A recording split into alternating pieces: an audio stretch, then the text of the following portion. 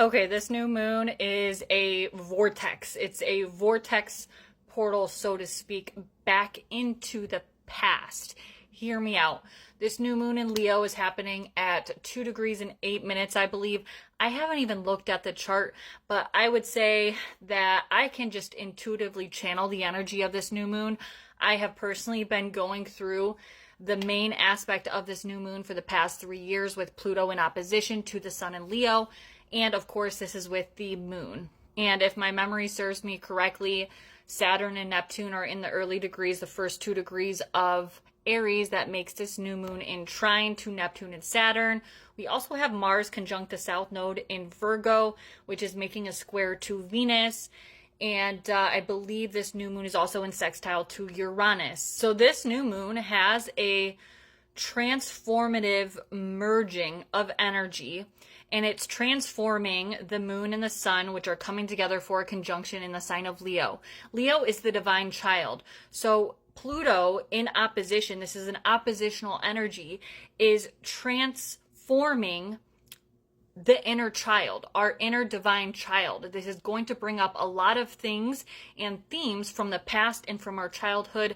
This also does include relationship things, but we're going to talk about that in just a moment. Your inner rebel, your inner shadow that you have rejected, displaced, or don't want to look at, some part of you that you have rejected or that society has rejected, so therefore you rejected, is asking you to integrate that into your identity, something that was deeply part of who you are, possibly as a child or a soul, and it's asking you to bring that up into the surface. So this can be quite painful.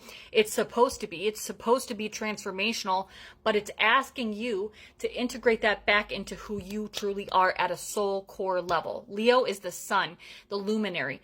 The sun gives light and life to everything on our planet. This is a very polarizing energy, but it's a necessary energy for a shift in our core identity. It's a shift in our emotions, and you can almost look at it as almost like reparenting our inner child, okay? Especially with the trine to Saturn and Aries. Saturn is retrograde now, will retrograde back into Pisces, but it's currently still retrograde in Aries.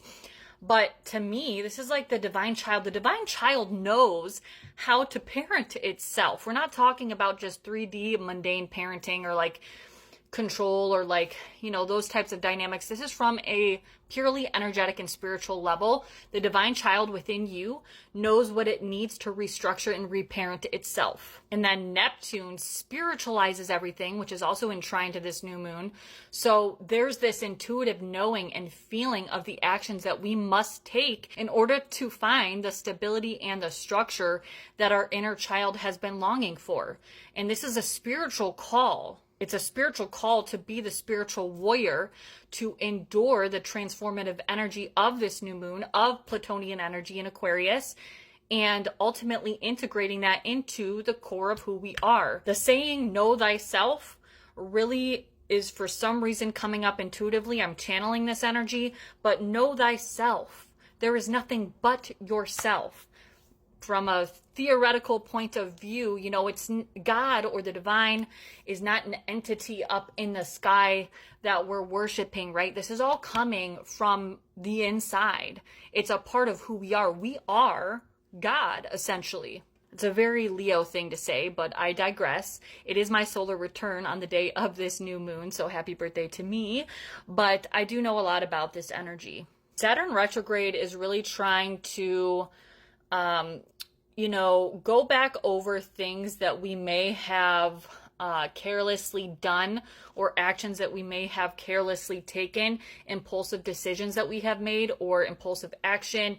And he's kind of trying to put the broken pieces of the mirror back together. I don't know why the word mirror keeps coming up as well. That could have to do with Gemini energy. We do have Uranus and Gemini now as well. Which is in sextile to this new moon. But Saturn is really kind of trying to redo and restructure ego-driven actions that we may have taken. But if you really feel into this new moon energy, this is like, I don't know, it's coming through as a portal or a vortex energy. And I'm not even one to really use those terms because I tried to stay as realistic as possible. But of course, I am a spiritualist. I believe in energy. I believe in portals and vortexes, or however you want to word it. But it's a very distinct energy, and it's going to change the way we think, we feel, and who we essentially are. But maybe not necessarily changing who we essentially are, but more so integrating some part of ourself that we have rejected, the opposition. And I talk about this a lot. I'm currently in the process of writing my ebook on spirituality, shadow work, and astrology. So shadow work and astrology go hand in hand, but the opposition in astrology is a huge dynamic of the shadow. Even more so with this new moon because it's the opposition to Pluto. It's like our most painful inner child wounds are the portal themselves to our truest, highest, happiest self. There's also this energy of like radicalizing our thoughts and our communication, the mind. Also, remember, Mercury is retrograde in the sign of Leo, so that's very significant. But we also have Uranus in Gemini, which is sextile to this new moon. So there's this, radicalization, if that's a word, of all of this. And this is in the mind. Something about siblings is coming through. Of course, that corresponds to Gemini or the third house. So themes of that nature, how we're communicating, how we're expressing, how we're learning, how we're taking in information and giving out information, those themes could be prevalent as well. But keep in mind that triggers are good. Now, new moons are typically, they're new beginnings, they're fresh starts. So like, I don't want you guys to get the idea that this is a bad energy, but it's a very transformative energy that's setting us on a new path. And that's why I keep saying it's like a portal or a vortex, because if you harness this energy, of course, leading up to the new moon is the dark moon. And the dark moon can be quite difficult. So you have to release something in order for a new seed to be planted.